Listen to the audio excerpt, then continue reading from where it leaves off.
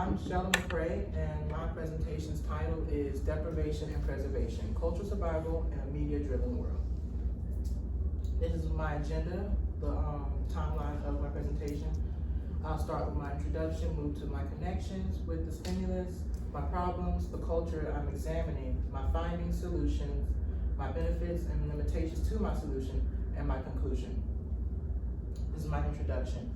Contemporary society is experiencing a decline in cultural complexity, especially among communities with rich oral traditions. This complexity includes essential knowledge, language, and memory, and rituals that shape identities across generations. However, mass media and global homogenization weaken these cultural expressions. Works like My Mother's House and False Nostalgia help to highlight this disconnect from ancestral memory and the effects that it can have on society as a whole. As mainstream culture leans towards trends and commercialization, heritage-based communities face increasing marginalization. This presentation will explore why cultural pedigree is diminishing even among long-standing populations and the role that mass media has in this process. A powerful example that I'll be using for this is the Gullah Geechee community. So this is my connection to the stimulus. My Mother's House connects with my topic because it emphasizes memory, storytelling, and ancestral presence, showing how cultural depth is embedded in personal experience and oral transmission. False nostalgia. False nostalgia critiques how modern culture and societal views repack the past for aesthetic consumption, losing authentic meaning and often twisting the true reality of reality. My problem. The question that I have established based from my problem stated in the introduction is, why is cultural pedigree beginning to dwindle despite the large populations of the respective communities? And the relevance of my problem is that I was led to this because of the major weakening of cultural posterity among historically relevant communities such as the Gullah Geechee. The Gullah Geechee, the progenitors. The Gullah Geechee are an ethnic group of African Americans that are considered to be the first African Americans on the Americas. The Gullah Geechee are descendants of enslaved West Africans who were brought to the low country coast of the Carolinas, Georgia, and Florida. The Gullah Geechee language, also known as Gullah or Geechee in their respective regions, is an English-based Creole with influences from Sierra Leone and many of the Caribbean and West African languages. Many influences from the Gullah Geechee are present in African American culture, such as music, such as gospel, jazz, and blues, food, such as red rice and any rice dish that you can think of, and spirituality, such as Kojic.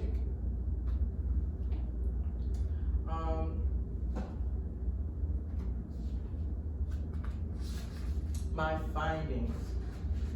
What I have found from my research is assimilation, disengagement, and economic pressure are the main things that have aided in the decline and degradation of cultural significance.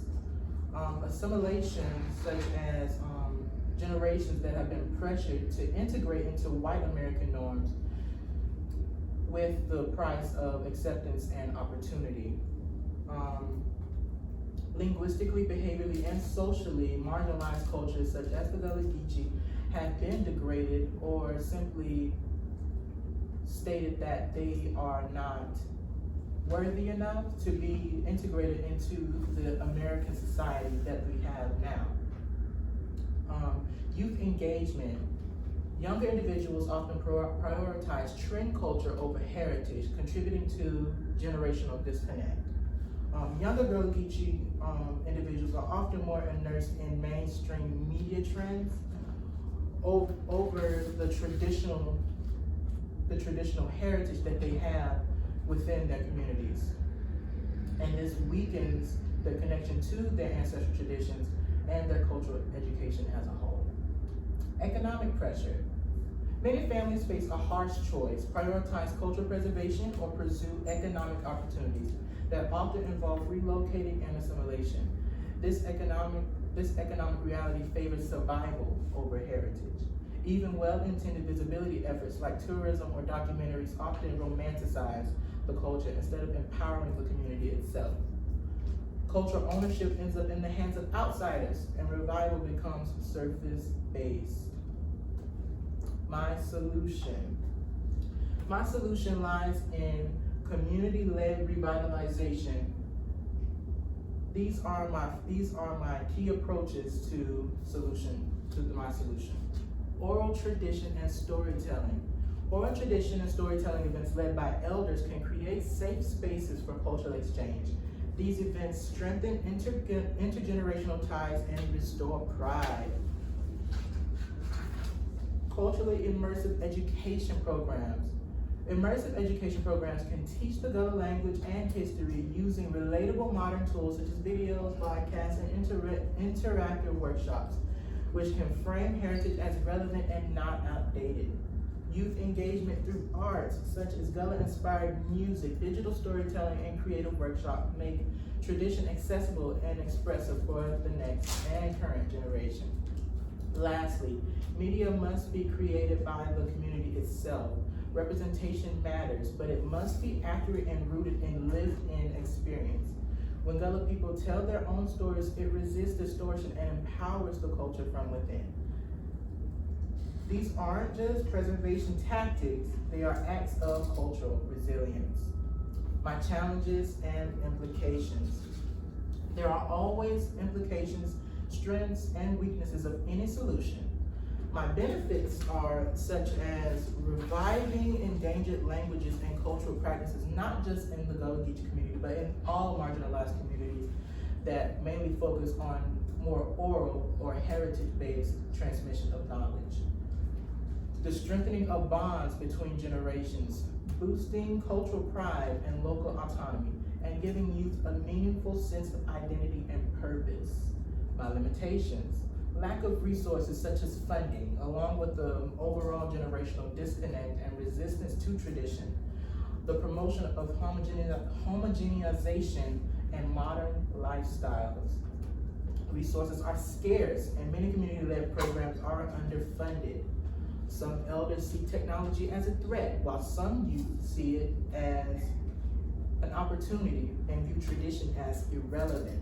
Global media continues to push the concept of being the same as everyone else. And institutional systems often prioritize development and profit over preservation. These hurdles are real, but they are not insurmountable. With the right support, culture can adapt and endure. My conclusion. The fading of the Gullah Geechee culture is not an isolated incident. It reflects a global pattern where dominant systems marginalize minority traditions. In this media-driven era, culture is often diluted into digestible content, leaving behind deep roots that give it meaning. It's not just about saving one group, it's about valuing the complexity of human identity. The responsibility is ours collectively to protect and sustain that richness for generations to come. Thank you. Thank you. Now for the oral defense questions. What information did you need that you weren't able to find or locate? How did you go about trying to find that information? Information that I really would have liked in my research was firsthand interviews or firsthand experience from Gullah elders, but as I'm confined to my school in my home, I could not go out and find it the way I wanted to, like to interview them face to face and to get real firsthand experience into what they are experiencing from a firsthand perspective based on the focus of my research. Okay, thank you. Next question. If you had more time, what additional research would you conduct related to this issue? Additional research I would conduct is that I would go deeper into how mainstream media has distorted not only the Gullah Geechee community, but other marginalized communities such as the Native American communities and other sub-ethnic groups of African Americans. I would integrate it into my presentation by looking at how they have combated the threat of mainstream media, because I had originally thought that mainstream media would help marginalized communities, but it often like dilutes it and takes away the meaning and depth of the culture itself. Very good.